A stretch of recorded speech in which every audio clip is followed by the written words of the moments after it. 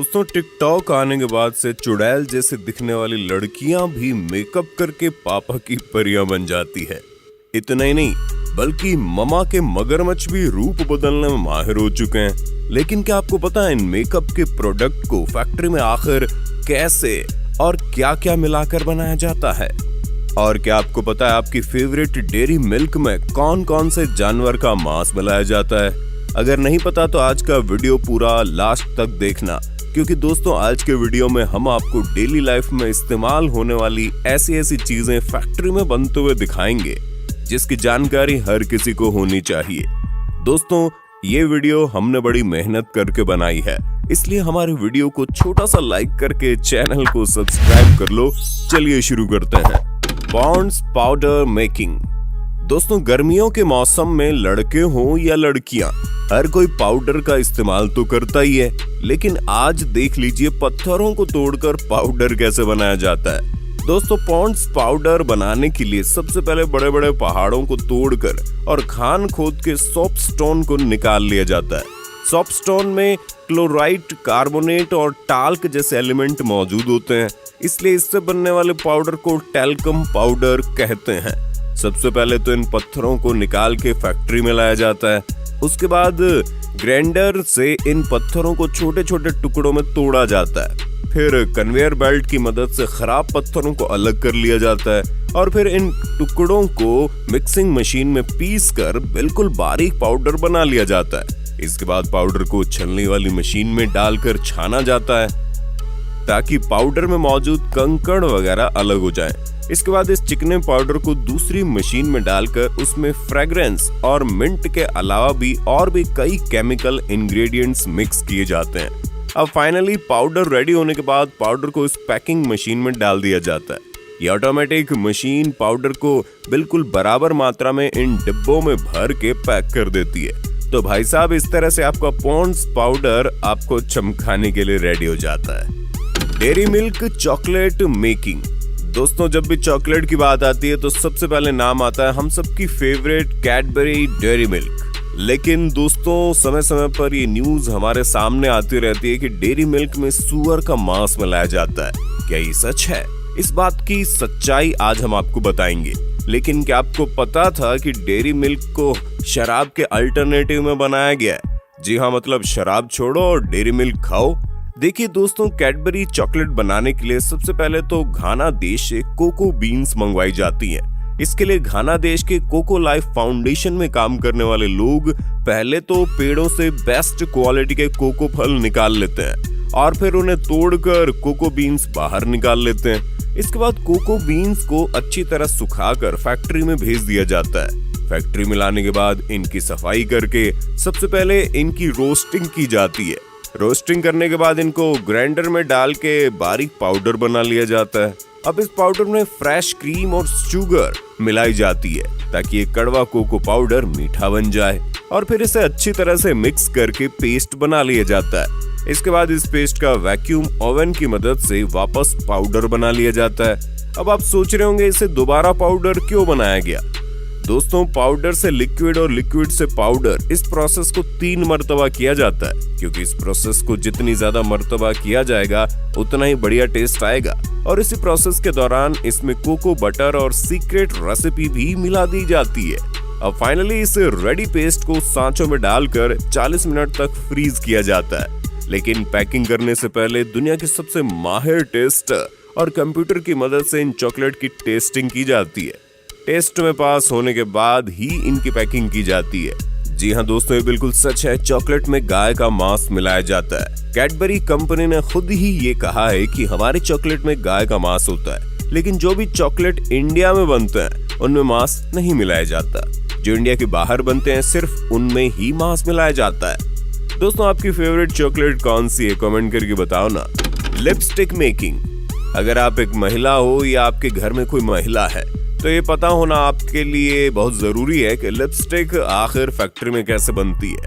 लेकिन क्या आपको पता है एक महिला एक दिन में तकरीबन 24 मिलीग्राम लिपस्टिक खा जाती है? दोस्तों लिपस्टिक बनाने के लिए सबसे पहले एक कंटेनर में ऑयल, वैक्स, अल्कोहल, मॉइस्चराइजर और कलर को डालकर उसमें सीक्रेट इंग्रेडिएंट मिला दिया जाता है। जो कि हर एक कंपनी का अपना सीक्रेट होता है। और फिर इन सब को अच्छी तरह मिक्स करके इस मिक्सचर को ये मशीन में डाला जाता है। ये मशीन इस मिक्सचर को पेस्ट में कन्वर्ट कर देती है और फिर इस पेस्ट को ऑयल में हीट करके लिक्विड बनाया जाता है, जिसकी वजह से लिपस्टिक में चिकनाहट आती है। और अब फाइनली इस लिक्विड को इस ऑटोमेटिक मशीन से लिपस्टिक के सांचों में भरा जाता है। ये लिक्विड थोड़ी देर में जम जाता है, जिसके बाद इन सांचों में लिपस्टिक के बॉडी कवर को लगाकर प्रेस किया जाता है, जिसकी वजह से लिपस्टिक बॉडी कवर में फंस जाती है और फिर लिपस्टिक पर आउटर कवर लगाकर कैप लगा दिया जाता है। इस तरह से लिपस्टिक पूरी रेडी हो जाती है। Toothbrush making. दोस्तों, शायद ही ऐसा कोई इंसान होगा जिसे अपना मुंह साफ रखना पसंद नहीं होगा। दोस्तों, हम लोग ब्रश से अपने दांत तो डेली साफ करते हैं, लेकिन हमें पता नहीं होता है कि ये टूथब्रश फैक्ट्री में आखिर कैसे बनते हैं। देखिए दोस्तों, टूथब्रश बनाने के लिए सबसे पहले इन प्लास्टिक के छोटे छोटे दानों को एक वैक्यूम पाइप की मदद से ये मशीन अंदर खींच लेती है। फिर ये मशीन इन दानों को हीट करके सांचों की मदद से टूथब्रश की बॉडी बनाकर बाहर निकालती जाती है। ये मशीन हर 35 सेकंड में 10 और हर 24 घंटे में 27,000 ब्रश की बॉडी बना देती है। अब इन बॉडी पर नायलॉन फाइबर लगाने के लिए इन्हें दूसरी मशीन में डाला जाता है। ये ऑटोमेटिक मशीन ब्रश के हर एक होल में 24 नायलॉन फाइबर लगाते जाती है, यानी एक ब्रश में टोटल 1300 नायलॉन फाइबर होते हैं, क्योंकि एक ब्रश में 56 होल होते हैं। इसके बाद ब्रश को ट्रिमिंग मशीन से गुजारा जाता है, जिससे नायलॉन फाइबर की फिनिशिंग करके इन्हें अलग अलग शेप दिया जाता है और फिर इन टूथब्रश की पैकिंग करके इन्हें मार्केट में भेज दिया जाता है। दोस्तों, अब जब टूथब्रश की बात चल रही है तो जरा टूथपेस्ट फैक्ट्री में कैसे बनता है ये भी देख लीजिए।